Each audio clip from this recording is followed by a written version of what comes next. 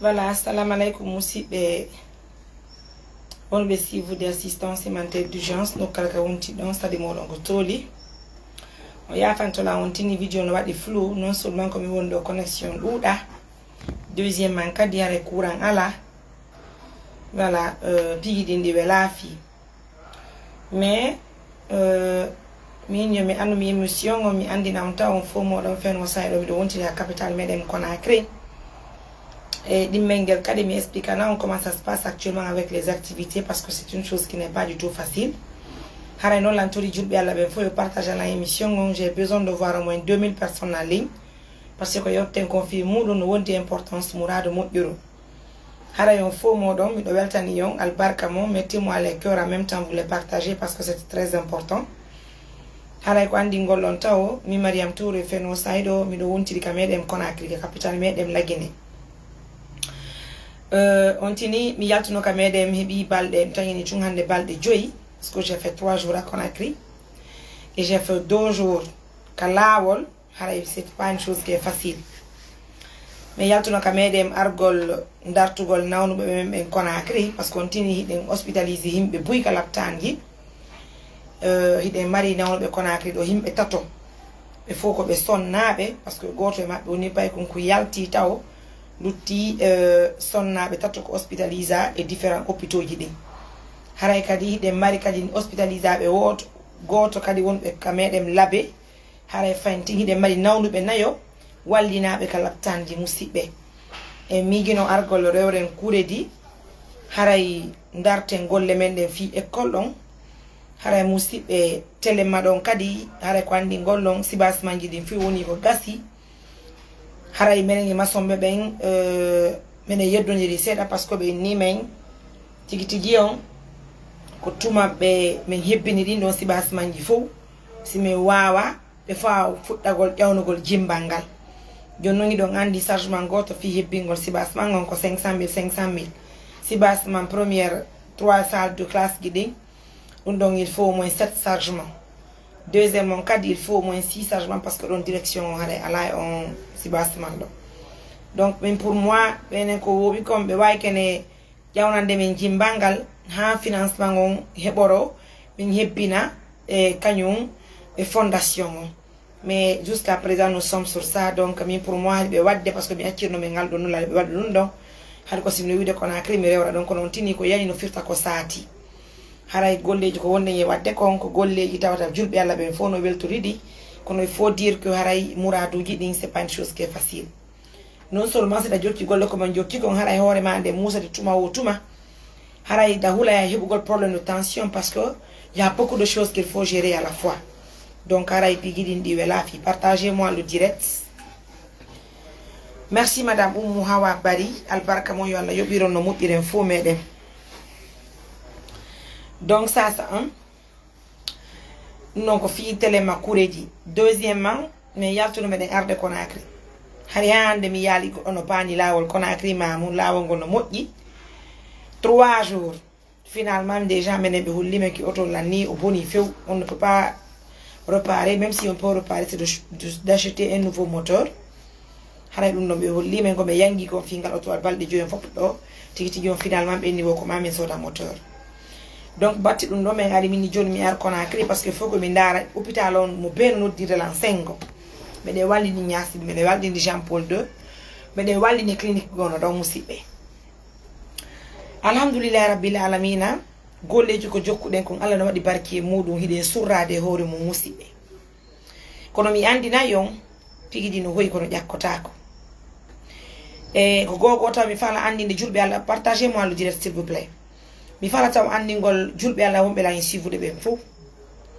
haray onon ɓe wonɓe lan e noddude à présent si mi décroche l'appel mon ne prenez pas du mal c'est pas un refus hande gila weeti gila hay kenji fop je suis sur les taxis moto là hoore taxi moto ɗen mi woni e mum Conakry ɗo avec les embouteillages taxi met ɓe ɓe dogirta doyi sa ƴawi e hoore maɓɓe goɗɗo noddima téléphone a hindi que téléphone ma yo Allah dando si accident waɗi e mum c'est autre chose c'est pourquoi pour l'instant mi ala jaɓɓugol tigi tigi on duumagol le téléphone ka hoore motoji mi jaɓata parce que c'est vraiment compliqué koye hoore moto mum e jinni ko mo fami donc ara no sattani mi muradu moƴƴiro donc so yinni on noddi lan haray miɗo ala décroche de miɗo waɗi Conakry wi miɗo waɗi Conakry ko golle addi lan kono je vous jure sur l'honneur situation on je ne peux pas parce qu'on a si mi alaka ton si mi alaka hoore moto je peux répondre échanger avec vous communiquer avec vous il y a pas de souci on fami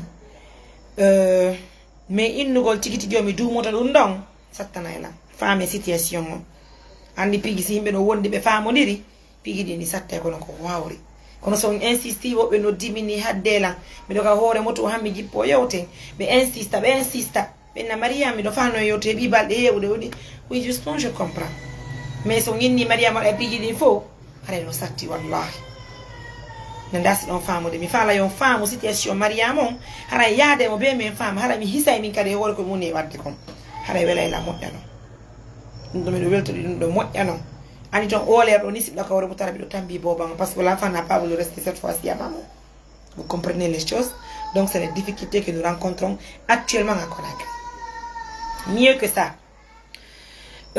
on avait un souci avec yummiraɓe hospitalisaɓe ka meɗen sinu pardon ɗaɗe Jean-Paul II ɗum ko ɓeɓe maali souci on ko honɗum hari on n'avait pas eu l'accès à réaliser les émissions autour de la patiente mais min day alhamdulillah rabbil alamina ɓay mi yari Conakry mi heɓi chance tindugol kañum e chef service hono cancérologie on ɓe ndilan miɗo wawi réalise gol émission jiɗin parce que mi holliɓe haray si à travers les émissions que nous obtenons le financement joni son tini temedere no jooɗi no haɓɓiti golleji ko jokkuɗen kon ɗi bonay si partenaire ɓe wawi eɓugol mbuuɗi addanayi haray menen faale amen on ko yawgol holla no mbuɗɗi hutora non andina pigi ɗin vraiment ko ni woni yargol par ce que si tawi waɗi ɗum ɗo waɗaka ko pigi ɗiɗi ɓe faalaɓe bonnugol ɓe heɓa doole ma o waye ɓe adduɓe ɓe ronka addugol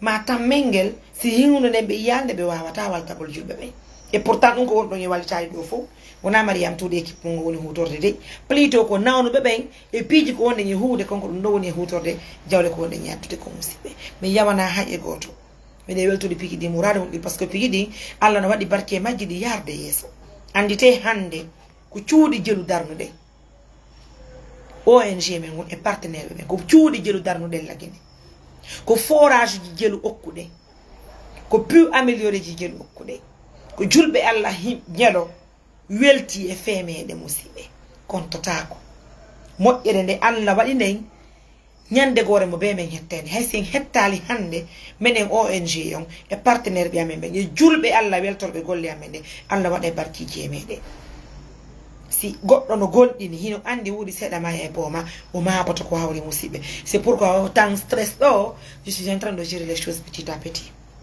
parce que c'est pas facile vous vous imaginez je monte sur les motos je sillonne les différents hôpitaux je viens je trouve des soucis wonde mi ara mi tawa par exemple je ne veux pas mentionner l'hôpital mais il y a un hôpital médecin du hôpital je ne sais pas si elle est médecin ou bien si elle est infirmière mi anda o kongi men que moƴoɓere amen ne fus gaynata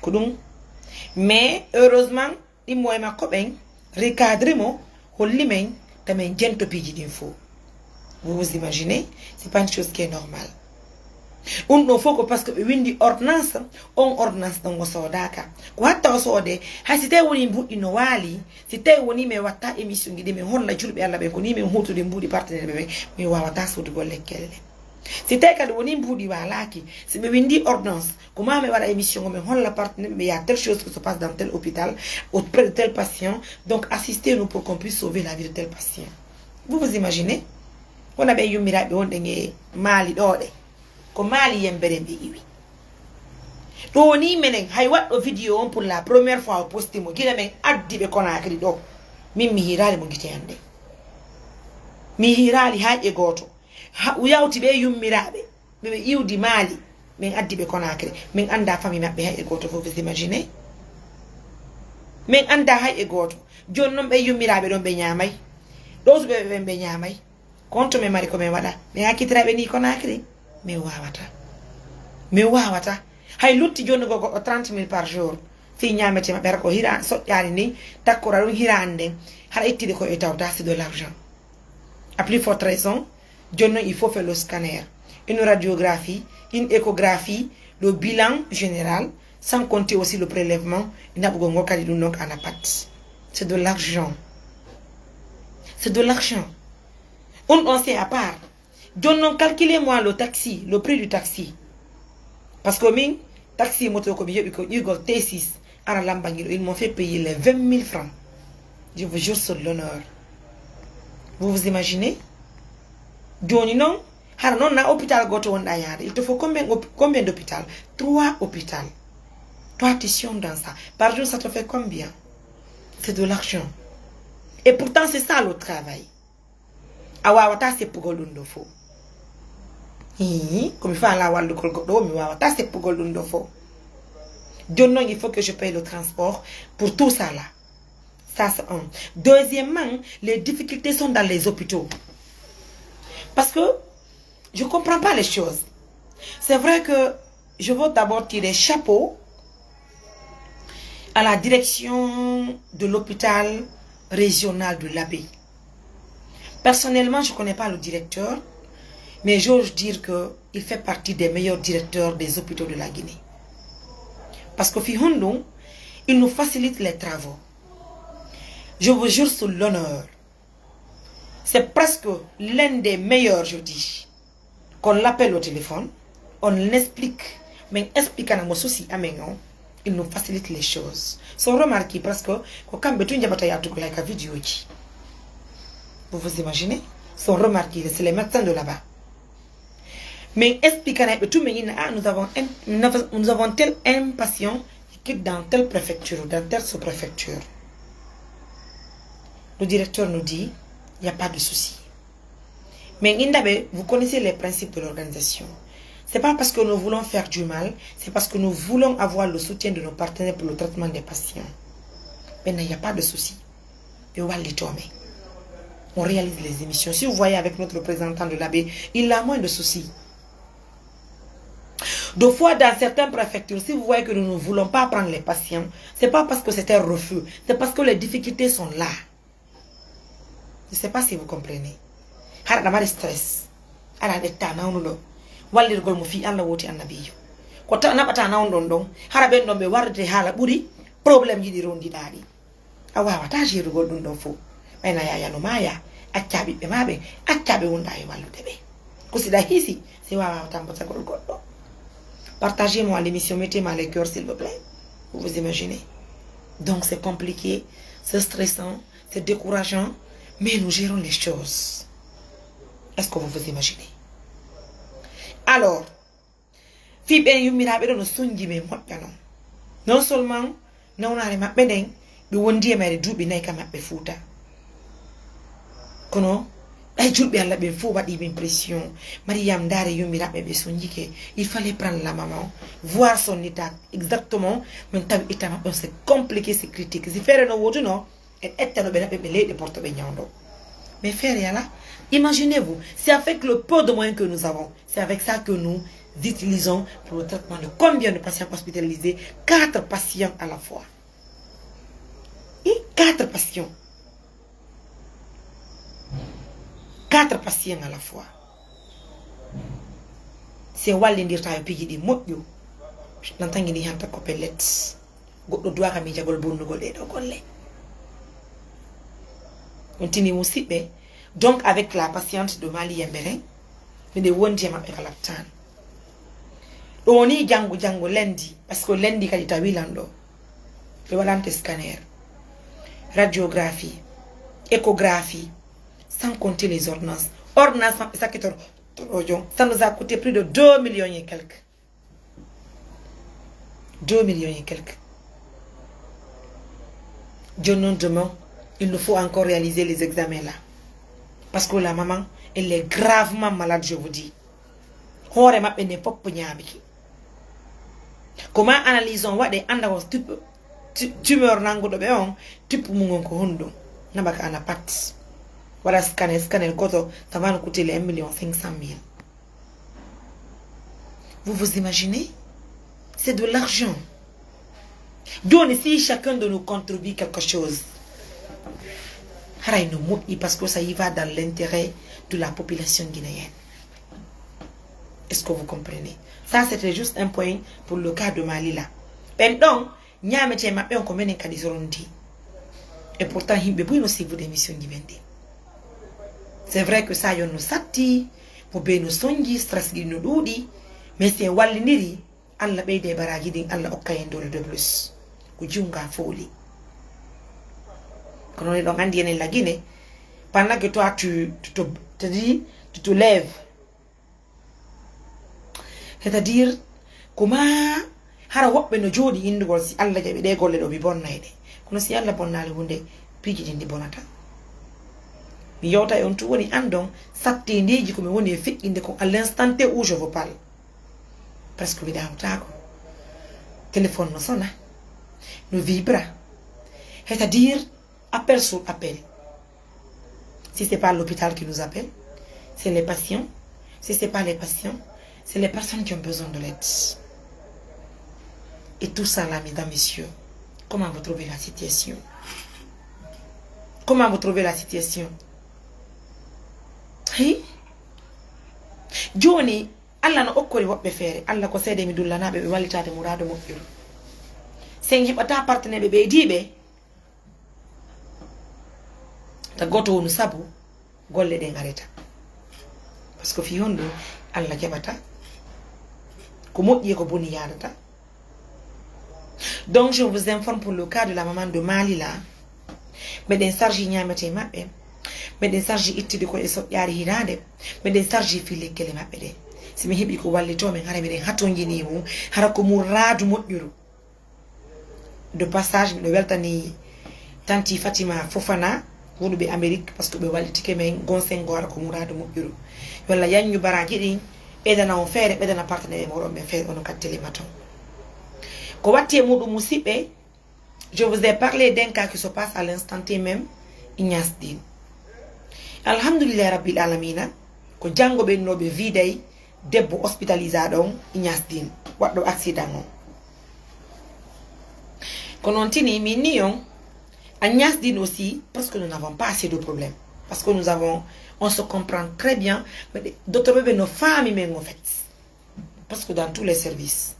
Ay odde ko hospitalisado ni on jo doado ni mu den gabode den ko yowti don doado opérer don kanka di jango ma be yaltine mo kala tan vraiment be den fami docteur be wadi bir ko be wawi kon kono menen kadi bir ko me wawi ko me wadi lekkele landa de me sodi scanner landa do me wadi examen gidi me wadi ko manka ni men ko fi opération makko musibe jango be ni ko jango be jonni men dele c'est-à-dire jango mi Mariam Kadimi l'elle kalaptan, y quoi?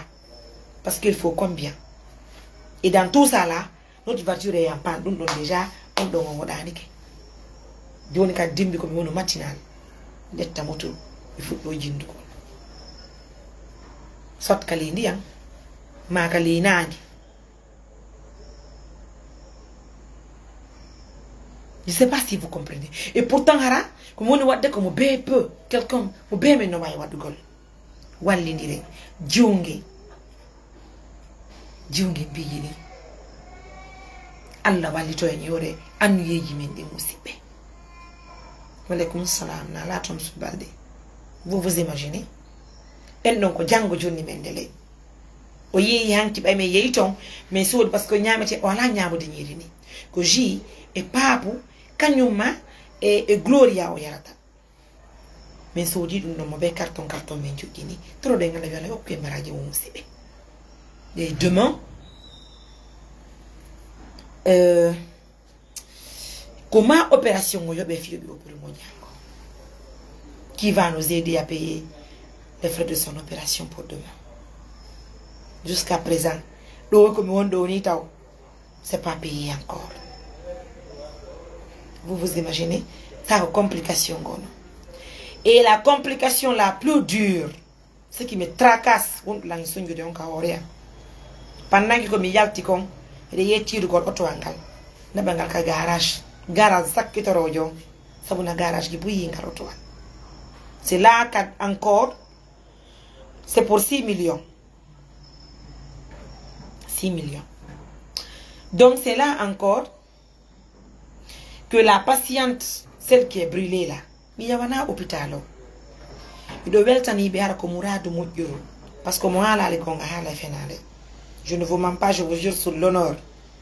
Nyande debbo sumudo ngi foyden ande o iwayno labi wara kona kri de nyande o wayno kamabe fop woni mo harde ma gol min tanti ta halu non sista mayde ko alla jogiti ko gonga da nawni han bare ma ande pop sumi andu ma non déformé kono si alla no mo ya hiswa hisay addu de mo kala tan alhamdulillah rabbil alamin en addu no mo taw wata yande wore makko ko be nango moya o wata walnade wore makko o wata wadde ni mouvement fu so watta kono gila addude mo on clinique mo addude mo do on di alhamdulillah parce que hande o yana hore makko wada toilette makko ka douche o yimoto wala no hore makko o jodanto hore makko o yota e téléphone e andi ko alhamdulillah wiyete on le clinique ko docteur be kadi woni duubi didi meden andiniri ha hande me yidal gite ko batte golle ko mi watta kon be andila kala malade mo men hebi mi nodda be mi lando parce que c'est médecin chef tawta vraiment be walliti ni golleji men de kono tini be alala gene do be yeyi hajju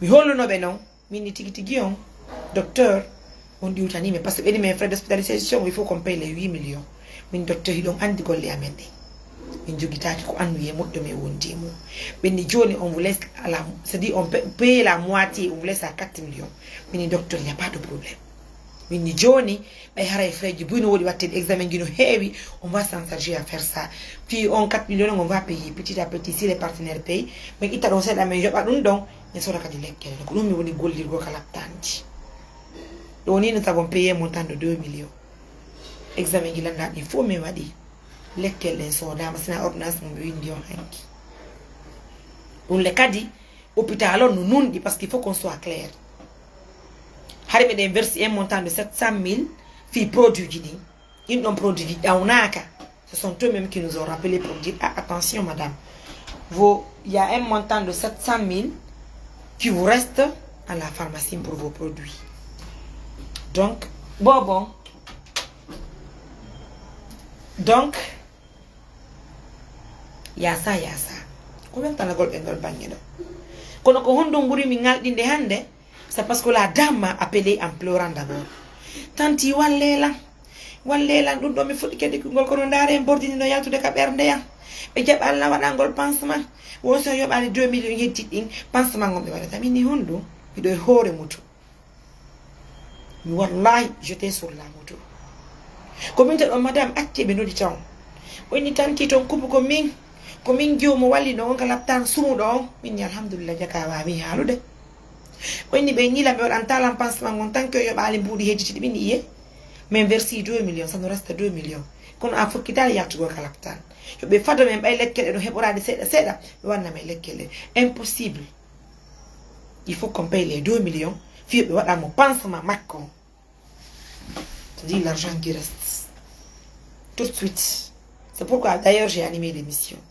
J'ai appelé la dame qui doit gérer la situation et elle me dit niet, si les 2 millions ne sont pas payés, c'est unanime qu'ils ne vont pas faire le pansement. Hanki kadi, millions de mettre engagement dans un hôpital pour faire sortir la main. Comment me dit médecin chef Dion, lui c'est-à-dire c'est quelqu'un d'abord qui écoute, il analyse et finalement il dit non. Retournez la dame. Réalisez vos émissions. Vous voyez difficulté qui dit. Mais n'a me wa wata fous. Mais ya emet nana me. Har c'est-à-dire atuba ka bonna. Atuba ka bonna. On te rabaisse. C'est-à-dire deux fois je me demande comment les choses se passent. Vous vous imaginez? Maintenant, la nuit là, courant là, la patiente est hospitalisée. Alhamdulillah, courant qui dit on l'a tekata autocar. Moi c'est encore déjà disons là, le courant est venu. Mes amours, Johnny, comme il m'a appelé, mais il a tataka diamado. Parce que me no di Johnny ji on téléphone. Kanyon sumudo andugol ita makko tami walo bi ano iddo go o men habi on kala tan berne makko no siwande boddi téléphone on tan naba kawtal parce que courant mabbe di boni joni musibbe himo sumi naare bandu makko no hari dande ko ni joni feewi gafo sellino yorude mi noddi be mi jeeji be fiwata be bonnu golle ko be wadi ko gila men ari be tambiti men hibe yurminde men benni woko mama yoba 2 millions jidi. Qu'est-ce que je peux si c'est pas de faire appel à nos partenaires de confiance, c'est-à-dire le matin gila andu do men wi hanje kala tan berne makko ne no siwande boddi wande mi wawi humpodirde ni igi o sumudo ule kadi mi do wi wade hore moto avec l'allure des taximètres là et gare à toi de leur dire de faire doucement. Vous vous imaginez? Donc, alors, je vous informe que nous travaillons, mais c'est très dur et très compliqué à la fois. Ne mettez pas la tête de mort, s'il vous plaît. Ils vont couper l'émission inutilement. Mettez-moi les cœurs, vous me partagez l'émission. Les partenaires vont voir les difficultés que nous rencontrons sur le terrain en réalisant nos activités. Je vous prie humblement. La force que je vous demande, c'est de partager l'émission, de la ventiler, pour que les uns et les autres puissent voir combien de fois nous travaillons. La volonté est là, la disponibilité, oui. La souffrance, on n'en parle pas. Tout accompagne, quoi, en fait. Alors, c'est ce qui se passe à l'instant T où j'anime cette émission. Il faut que nous payions les 2 millions pour la dame, celle qui est brûlée là. Sinon, elle ne pourra pas faire son pansement. Mon numéro est affiché. Ça, c'est un. Et ensuite, celle qui est admise à Ignace Din, son opération est prévue demain matin. Au cas échéant, elle doit quitter l'hôpital.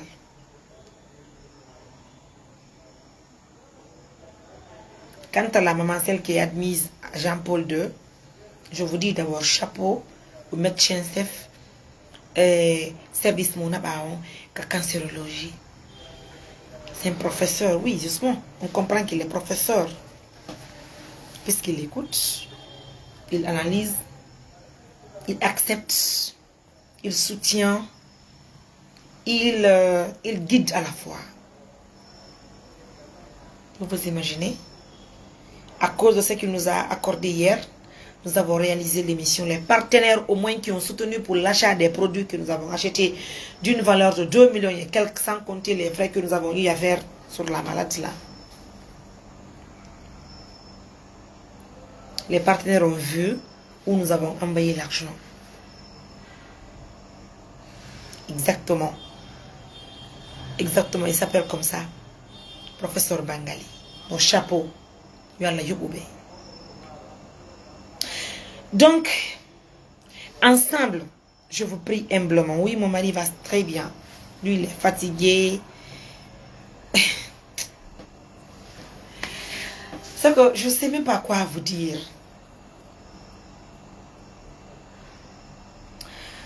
Donc, Nane Kadinyaloma Mini me repose, c'est Mini Moda Inni Maria, on va sortir un peu. C'est pensé à Fontaine Quetne, Sabuna, qu'on a crié. Yoni et Yegoulé, divine, justement, Mimi Meyati. Et Meyati. On l'a billahi, Kala comme fille. Les amis disent Mariam, Kwani, Mariam. Hakudeni, Allah fait le golan, tout n'est pas boumi, le faut ma hila. Yako hila, ou yetilan, hamo, il me fait. Tout on sait. Nene bobo no di lan téléphone jamu mari numéro ango woni e alla Mariam fi alla yitete aro nyamo minni woyi meden nyami am meden haari minni meden nyami nani albarka woni sabango ngare le nyamo kam minni albarka buyo alla yobo. Vous voyez les choses. Et sans vous mentir, je viens au marché de fait que connais ni la une maman. J'ai même oublié le nom. Mais encore 5. Meni Dio Arimi Aïe. Meni ça va, Meni Nene, Meni Jam, Meni. Meni, oui, Meni Nene, subi do padal be hibbi pade ni be hibbi pade ka be yeeyde ni ray meden be wallahi be hibbi pade buy be buy no jodi do be ni jiware mi ari be ni dani ko mi fala min mi anda nene be ni sago nga toro to do etta per pade goto mi okkima nene min nene fala inde nene har kono okke so la en pade don kono himbe buyno jenti himbe buyno suti be debbo e buyno yede beno wat tabal munno ko leydi pardo be yew no yede pasalle nyamakko wobbe no yede pomme de terre wobbe no yede pade kambe hibi pade katumbo yersi modja don ni je minni waynene minni nene beni hi nene ya subi kono mi jeni landa golbe ko honto be andilan har ko dalilu no la okkande padden afat mi jeni minni jo nene habbela min habbela modiano ada kambe mi doti do sibi ari mi hollidi raw nan nene wadi no beni problème ala nene be modi ari mi hollidi be to beni nene tour étape la kal ko mi bokko magal c'est la perla vous voyez ça beni nene etu ko bami nani be na woyi nene ya wona men yata min nene ya ini etungal nene mi hokkima watto dangal. Vous voyez ça? Ça, c'est l'amour d'une maman. Une maman qui se débrouille. Nene be. Wono be hibbude. Be hibbi makiti mabbe on ka leydi. Okkilangal padal. Inni watto nene. Inni min kadi ko dum do mi wallirta ma nene am. Watto ngal. E ko hunnu kadi bulla wullingol. Takko mabbe do. Mi yekkirto partout. Debbo be go wi nene yang ko anni nene mi mara pus kono sagwansi mi okki manaya anyu nene yang ni ko non nene be tamati tomati kebiti ene sagwa wala de do saladi nyama nene hara ya bali eniye tout bi walla. Voyez l'amour de mes des mamans là. Vous voyez combien de fois je peux mourir en soutenant les uns et les autres. Imaginez-vous, regardez la paire de chaussures. Regardez. Combien de fois ça fait plaisir de prendre ça. Combien de fois ça fait bien. Nene. Mi anda hande son siva émission gidin kono noko kala ka wonti do ndel ko na kri fu tangini tumi fay taka place mo ça c'est moni une année mi rali do simi tay tun ko do wonu do nyande mi tippi ko na kri wo simi hebi fere mi yaay hammi tawon ka place mo mi yetta onede mi walla yobo won hebi rawno modjidi mi weltike modja hari mi do jeni han fekkiti parce que voilà et puis comme etti padangal ko ben takko babbe do wollang. C'est que tellement que ça m'a vraiment surpris parce que c'est des mamans qui sortent, qui étalent les marchandises à terre, qui n'ont pas de moyens, mais qui ont préféré donner quelque chose à Mariam. Je ne sais pas combien de fois leur dire merci.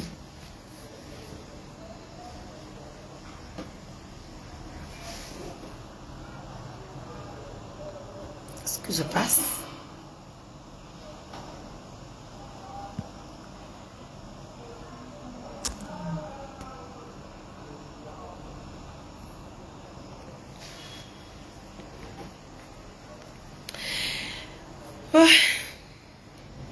Vous vous imaginez.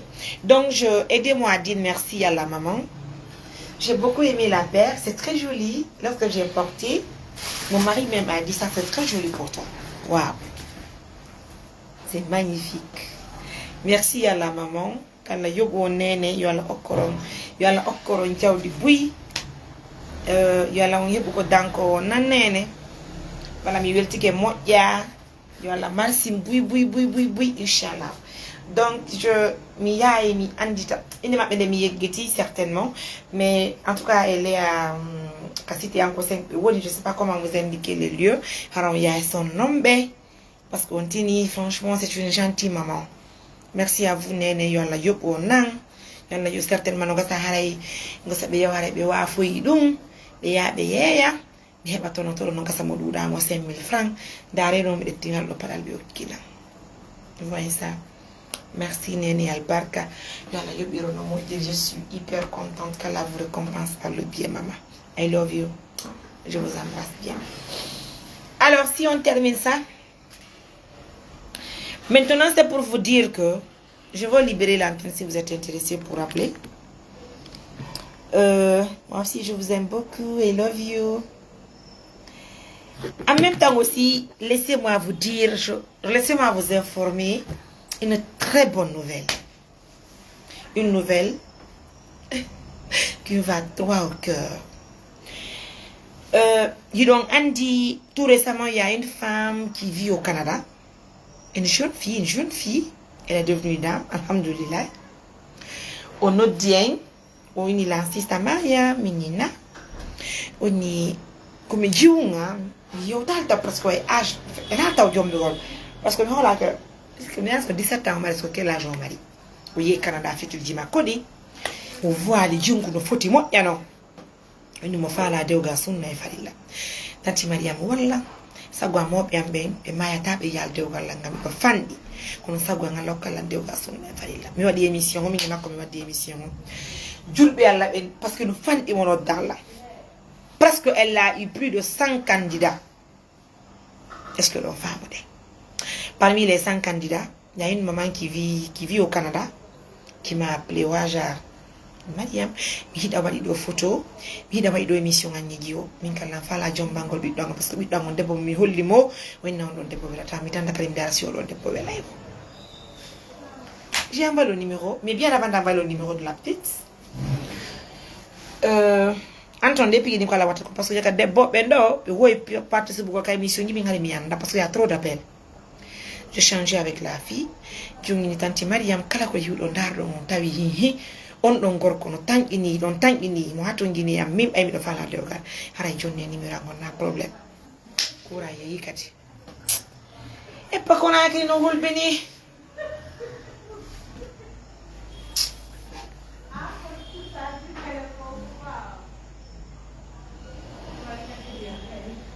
yo non hulbini là vous vous imaginez